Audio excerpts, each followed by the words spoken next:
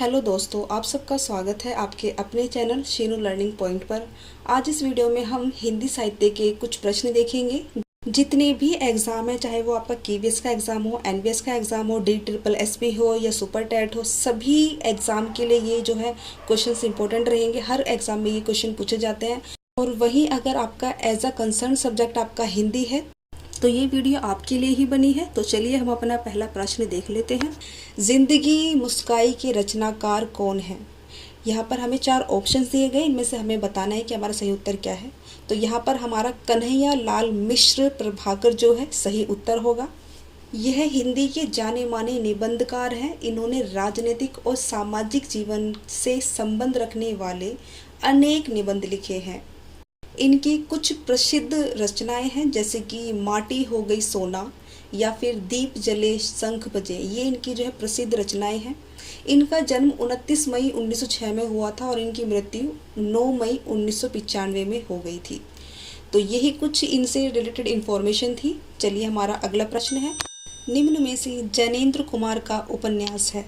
हमें यहाँ पर 4 विकल्प दिए गए, इनमें से हमारा जो सही उत्तर होगा वो होगा कल्याणी।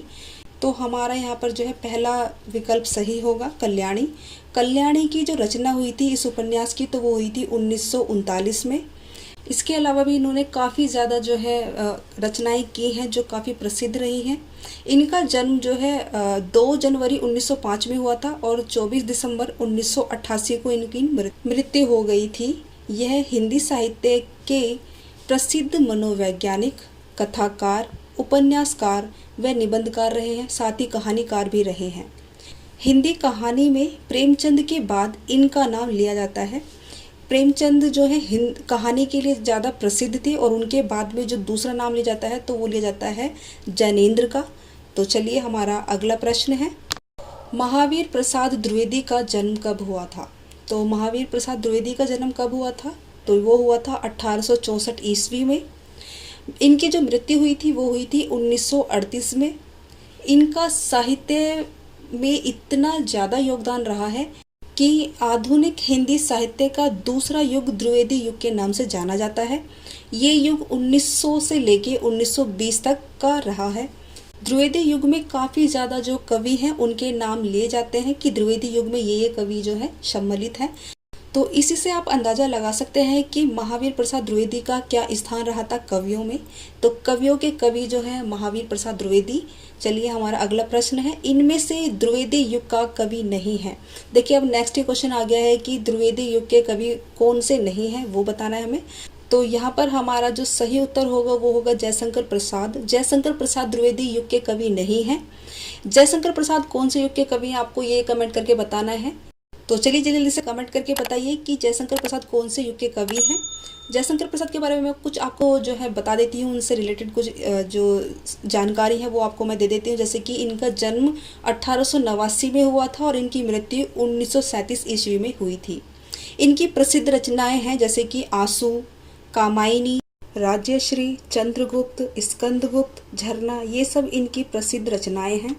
साथ ही अगर इनकी लेखन विधा की बात करी जाए तो इसमें इनके काव्य, कहानी, उपन्यास, नाटक, निबंध ये सब आते हैं। इन्होंने सब इन चीज़ों पर जो है अपने लेखन किया है। चलिए हमारा अगला प्रश्न है, कार्नेलिया किस नाटक की पात्र है? कार्नेलिया किस नाटक की पात्र है? तो वो है चंद्रगुप्त। अब इस नाटक को लिखा किसने है? तो वो जयशंकर प्रसाद ने इसे लिखा है। जैसे कि अभी मैंने आपको आगे बताया था, इनकी काफ़ी ज़्यादा प्रसिद्ध रचनाएं हैं जिसमें इनके उपन्यास भी आता है, इनकी कहानी भी आती है, नाटक भी आता है, निबंध भी आते हैं। तो जयशंकर प्रसाद के द्वारा चंद्रगुप्त एक रचना लिखी गई है जो कि काफ़ी प्रसिद्ध रचना रही है इनकी। तो चलिए हमारा अगला प्रश्न है, चोखे चौपदे के रचनाकार हैं। चोखे चौपदे के रचनाकार कौन है? तो वो है अयोध्या सिंह उपाध्याय। इन्हें हरिऔध्य के नाम से भी जाना जाता है। इनका जो रियल नेम है वो है अयोध्या सिंह उपाध्याय। इनका जन्म 15 अप्रैल 1865 में हुआ था और इनकी मृत्यु मार्च 1947 में हुई थी। इनकी जो रचनाएं हैं, प्रसिद्ध रचनाएं हैं, वो है प्रिय प्रवास जो कि 1914 में जो है लिखा गया था और वहीं ये हिंदी खड़ी बोली का प्रथम महाकाव्य भी माना जाता है। प्रिय प्रवास इनका काफ़ी प्रसिद्ध रचना रही है और इसको लेकर जो है प्रश्न हर बार पूछा ही जाता है और एग्ज़ाम में जो है काफ़ी ज़्यादा बार ये प्रश्न आया है कि हिंदी खड़ी बोली का प्रथम महाकाव्य कौन सा है। तो याद रखिएगा कि प्रिय प्रवास जो है हिंदी खड़ी बोली का प्रथम महाकाव्य रहा है। प्रिय प्रवास के अलावा रसकलश, उद्बोधन, वैदेही वनवास, चौके चौबदे ये भी इनकी प्रसिद्ध रचनाएं रही हैं। इसके अलावा भी इनकी काफ़ी प्रसिद्ध रचनाएं हैं जो आगे कभी वीडियो में बात करेंगे। तो चलिए हमारा अगला प्रश्न है, भारतीय शब्द का बहुवचन है। देखिए कितना आसान प्रश्न यहाँ पर आपके लिए मैं लेकर आई हूँ कि भारतीय शब्द का बहुवचन है तो क्या होगा वो भारतीयों। तो इस प्रश्न का सही उत्तर होगा भारतीयों। यहाँ पर आपका विकल्प ए जो है सही होगा। चलिए हमारा अगला प्रश्न है, श्रृंगार रस का स्थायी भाव क्या है। तो श्रृंगार रस का स्थायी भाव है रति। तो श्रृंगार रस में रति का क्या कार्य है तो ये भी हम देख लेते हैं। श्रृंगार रस में नायक और नायिका के मन में संस्कार रूप में स्थित रति, रति मतलब प्रेम, जब रस की अवस्था में पहुंच जाता है तो वह श्रृंगार रस कहलाता है। इसके अंतर्गत वसंत ऋतु, सौंदर्य, प्रकृति, सुंदर वन, पक्षी, यह सब श्रृंगार रस के अंतर्गत आते हैं। और रति का जो अर्थ होता है वो होता है प्रेम, लेकिन इसे बोला जाता है रति। अब अगर हम बात करें रस की तो रस का टॉपिक इतना बड़ा है कि वो अलग से सेपरेट वीडियो में ही समझा जा सकता है। यहाँ पर जितना हो सके मैंने आपको बताने की कोशिश की है। तो चलिए हमारा अगला प्रश्न है, श्रृंगार रस मंडन के रचनाकार हैं। श्रृंगार रस मंडन के रचनाकार कौन है तो वो है विठलनाथ। विठलनाथ इस प्रश्न का सही उत्तर होगा। अब विठलनाथ जो है वो वल्लभ संप्रदाय के प्रवर्तक श्री वल्लभाचार्य के द्वितीय पुत्र रहे हैं, मतलब कि दूसरे पुत्र रहे हैं। इनका जन्म हुआ था 1516 में और इनकी मृत्यु हुई थी 1588 में। तो अगर हम इनकी उम्र की बात करें तो लगभग 72 वर्षों तक ये जो है जीवित रहे हैं और इसके बाद में जो है ये इस दुनिया को अलविदा कह चुके थे। चलिए हमारा अगला प्रश्न है, दूसरी परंपरा की खोज किसकी रचना है। दूसरी परंपरा की खोज किसकी रचना है तो वो है नामवर सिंह। यहाँ पर हमारा जो है विकल्प 2 सही होगा। देखिए यहाँ पर गलती से 3 लिखा गया लेकिन यहाँ पर जो है 2 होगा, तो नामवर सिंह जो है इसका सही उत्तर होगा। नामवर सिंह का जन्म 28 जुलाई 1926 में हुआ था और इनकी मृत्यु 19 फरवरी 2019 में हुई थी। मतलब 2019 में हुई थी तो 5 साल पहले इनकी जो है मृत्यु हुई थी फरवरी में। यह एक जो है भारतीय साहित्यिक आलोचक रहे हैं, भाषाविद रहे हैं, शिक्षाविद रहे हैं और एक सिद्धांतकार रहे हैं। तो चलिए हमारा अगला प्रश्न है, दक्षिणी हिंदी का प्रथम गद्य लेखक है। दक्षिणी हिंदी का प्रथम गद्य लेखक कौन है तो वो है ख्वाजा बंदा नवाज गेसुदराज। मतलब कि यहाँ पर हमारा विकल्प 3 जो है सही उत्तर होगा, ख्वाजा बंदा नवाज गेसुदराज। यह चिश्ती सिलसिले के एक सूफी संत रहे हैं। यह दिल्ली के नासिर उद्दीन के शिष्य भी रहे हैं। चलिए हमारा अगला प्रश्न है, रीतिकाल को अंधकार काल की संज्ञा किसने दी है। रीतिकाल को अंधकार काल की संज्ञा किसने दी है तो वो दी है त्रिलोचन। त्रिलोचन जो है इसका सही उत्तर होगा। यहाँ पर विकल्प जो 4 है वो सही होगा, त्रिलोचन। त्रिलोचन हिंदी साहित्य की प्रगतिशील काव्यधारा का प्रमुख हस्ताक्षर माने जाते हैं। यह आधुनिक हिंदी कविता की प्रगतिशील त्रयी के 3 स्तंभों में से एक रहे हैं। इनके अलावा 2 स्तंभ रहे हैं नागा अर्जुन और केदारनाथ। इन तीनों को मिलाकर प्रगतिशील कविता के ये 3 स्तंभ जो हैं माने जाते हैं।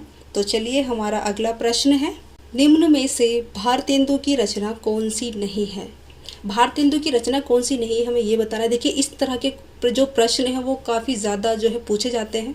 अब एग्ज़ाम में ज़्यादातर इसी तरह के जो प्रश्न पूछे जाते हैं कि 3 जो रचनाएं होती हैं वो उसकी होती हैं लेकिन एक रचना नहीं होती है। तो इनमें बता पाना कि 3 रचनाएं हैं और एक नहीं है काफ़ी ज़्यादा मुश्किल हो जाता है और इस तरह के प्रश्न जो है ज़्यादातर पूछे जाते हैं। तो आपको इन ऐसे प्रश्नों पर ज़्यादा ध्यान देना है जहाँ पर आपको उस कवि की 3 रचनाएं एक जैसी मिलेंगी लेकिन एक जो है उसकी रचना नहीं होगी और वो आपको बतानी होगी कि कौन सी नहीं है। तो चलिए अब इस प्रश्न के उत्तर की बात कर लेते हैं। तो इनकी रचना कौन सी नहीं है तो वो है प्रेम संपत्ति लता। प्रेम संपत्ति लता जो है भारतेंदु की रचना नहीं है और इसके अलावा ये तीनों जो रचनाएं हैं जैसे कि प्रेम माधुरी, प्रेम फुलवारी और प्रेम तरंग, ये तीनों जो है भारतेंदु की रचनाएं हैं, लेकिन प्रेम संपत्ति इनकी रचना नहीं है। अब ज़्यादातर क्या होता है कि हम ट्रिक लगाते हैं कि कुछ ऐसी चीज़ें हो जिससे हमें जो आइडिया हो जाए कि ये जो है इनकी रचनाएं हैं। जैसे कि अब यहाँ पर प्रेम प्रेम प्रेम जो है कितनी बार आ रहा है, तो प्रेम संपत्ति लता में प्रेम आ रहा है, तो हमें लगेगा कि ये जो है भारतेंदु की रचना है। और इसी में कंफ्यूज होकर जो है काफ़ी छात्र गलतियाँ करेंगे इस प्रश्न को करने में। ऐसी चीज़ों को ध्यान रखकर चलिएगा कि इस तरह की चीज़ें भी कभी कभी जो प्रश्न को गलत करा देती है, हमें पता होता है लेकिन फिर भी हम गलत कर देते हैं। कुछ ट्रिक होती हैं कहीं कहीं पर जहाँ पर काम करती है, लेकिन कहीं कहीं पर जो है ट्रिक काम नहीं करती है। जैसे कि ज़्यादातर हमने भी ये ट्रिक अपनाई है कि इस तरीके से हम क्वेश्चन को याद कर लेते हैं, लेकिन ज़रूरी नहीं है कि वो हर जगह काम आए। तो चलिए अगला प्रश्न हम देख लेते हैं अपना। श्रद्धा और प्रेम के योग का नाम भक्ति है, यह कथन किसका है? तो यह कथन आचार्य रामचंद्र शुक्ल का है कि श्रद्धा और प्रेम के योग का नाम भक्ति है। आचार्य रामचंद्र शुक्ल हिंदी आलोचक रहे हैं, कहानीकार रहे हैं, निबंधकार रहे हैं, अनुवादक रहे हैं, साहित्यकार रहे हैं और कहीं ना कहीं कथाकार भी रहे हैं। इनके द्वारा लिखित प्रसिद्ध सर्वाधिक महत्वपूर्ण पुस्तकें भी जो हैं रही हैं। उन पुस्तकों में से एक प्रसिद्ध पुस्तक उनकी हिंदी साहित्य का इतिहास रही है, जो कि जानी मानी पुस्तक इनकी मानी जाती है, इनकी प्रसिद्ध पुस्तक है। चलिए, और इनका जन्म जो है वो हुआ था अक्टूबर 1884 में और इनकी मृत्यु हुई थी 1941 में। तो चलिए हमारा अगला प्रश्न है, कबीर को भाषा का डिक्टेटर किसने कहा? तो कबीर को भाषा का डिक्टेटर किसने कहा? वो कहा आचार्य हजारी प्रसाद ने। कबीर को कबीर दास के नाम से जाना जाता है, यह एक संत हैं। कबीर दास 15वीं सदी के भारतीय रहस्यवादी कवि रहे हैं, साथ ही संत भी रहे हैं। कबीर हिंदी साहित्य के भक्ति काल के निर्गुण शाखा के एक ज्ञानमार्गी महानतम कवि माने जाते हैं और रहे हैं। कबीर निराकार ईश्वर में विश्वास रखते थे, जैसे कि आप भी जानते होंगे, कबीर जी के बारे में ज़्यादातर सभी जानते हैं। कबीर ऐसे संत रहे हैं जो कि ईश्वर में विश्वास तो करते थे, लेकिन ईश्वर को वो निराकार मानते थे, उनका कोई आकार वो नहीं मानते थे कि ईश्वर का कोई आकार नहीं होता है, उनका ये कहना था। कबीर जी की वाणी इतनी प्रिय थी, इतनी ज्ञानवान थी कि उनकी वाणी से हमेशा ज्ञान की बातें ही निकलती थी। इतने ज़्यादा जो है वो ज्ञानी थे कि हर व्यक्ति की ज़बान पर उनके शब्द जो है वो विख्यात रहते थे। हर व्यक्ति की ज़बान पर जो है उनके शब्द देखे जा सकते हैं, सुने जा सकते हैं। तो इतना ज़्यादा उनका प्रभाव था और अभी भी है। काफ़ी लोग हैं जो उनकी वाणी को सुनते हैं, उनके शब्द को सुनते हैं।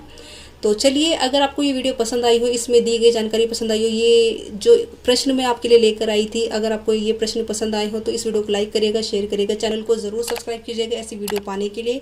वीडियो थोड़ी लंबी हो गई है, लेकिन देखिए यहाँ पर जो प्रश्न है उसके साथ में मैंने कुछ चीज़ें और भी बताई हैं, तो इस वजह से जो है ये थोड़ी लंबी वीडियो हो गई है।